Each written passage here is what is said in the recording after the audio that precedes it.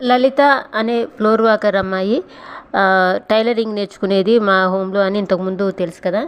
అయితే తను ఇప్పుడు టైలరింగ్ నేర్చుకోవడం అయిపోయి బయట సొంతంగానే రూమ్ తీసుకుని, అంటే హాస్టల్లో ఒకరి మీద ఆధారపడి ఉండకుండా తనే సొంతంగా రూమ్లో బతుకుతుంది, రెంట్ కట్టుకుంటూ అట్లా టైలరింగ్ చేస్తుంది. అయితే ఈ క్రమంలో టైలరింగ్ నేర్చుకోవటానికి తను సొంతంగా బతకడానికి గ్యాప్లో కొంతకాలం ఇంకా అంటే మాతోనే ఉంటూ టైలరింగ్ ప్రాక్టీస్ చేసే టైంలో తనకి డెంటల్ ప్రాబ్లం, అంటే పన్నుకు సంబంధించిన సమస్య వచ్చేసి, అంటే కింద పళ్ళు పై పళ్ళు నాకు అంత గుర్తులేదు, పళ్ళు ఒక పన్ను పాడైపోయి దాని పక్కన ఉన్నది, అంటే దాని ఎఫెక్ట్తో ఆ బ్యాక్టీరియా ఒక పక్కన 2 పళ్ళకి ఇంకో పక్కన ఇంకో పన్ను కూడా వ్యాపించి బాగా తినలేక ఒక వారం రోజులు అట్లా తినటానికి కుదరక ఇబ్బంది పడుతూ ఉంటే తనకి నచ్చజెప్పి హాస్పిటల్కి తీసుకెళ్ళి ఆ టైంలో తీసిన వీడియో అనమాట. అయితే తను పన్ను పీకించుకోవడానికి, పన్ను పీకితే కళ్ళు పోతాయి చెవులు పోతాయి అని భయపడి విలేజ్లో వాళ్ళ అమ్మ వాళ్ళు అట్లా చెప్పడం వల్ల తను పీకించుకోవడానికి భయపడింది.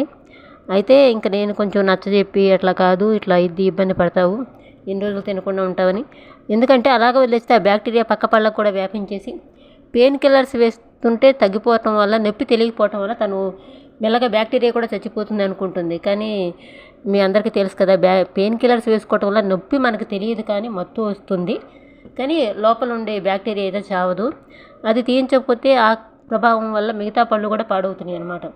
అవన్నీ తనకి ఎక్స్రేలు తీయించి స్కానింగ్ తీయించి తనకు అర్థమయ్యేలాగా పన్ను చూపించేసి ఇట్లా ఉంది, ఇట్లా బ్యాక్టీరియా ఉంది అని, ఇంకా తను కూడా ఇంకెన్ని రోజులు ఇట్లా తినకుండా ఉంటారని చెప్పి పీకించుకోవడానికి ఒప్పుకుంది. ఇవన్నీ అప్పుడు తీసిన వీడియోలు అనమాట.